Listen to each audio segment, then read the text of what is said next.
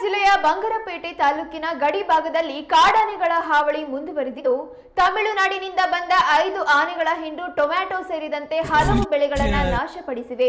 ಇದರಿಂದ ರೈತರಿಗೆ ಲಕ್ಷಾಂತರ ರೂಪಾಯಿ ನಷ್ಟವಾಗಿದ್ದಲ್ಲದೆ ಆನೆಗಳು ಮನುಷ್ಯರ ಮೇಲೂ ದಾಳಿ ಮಾಡುವ ಆತಂಕ ಉಂಟಾಗಿದೆ. ಈ ಹಿನ್ನೆಲೆ ರೈತರು ರಾತ್ರಿ ವೇಳೆ ತೋಟಗಳಿಗೆ ಹೋಗದಂತೆ ಮತ್ತು ಅರಣ್ಯ ಪ್ರದೇಶದಲ್ಲಿ ದನಕರುಗಳನ್ನು ಮೇಯಿಸದಂತೆ ಅರಣ್ಯ ಇಲಾಖೆ ಎಚ್ಚರಿಕೆ ನೀಡಿದೆ.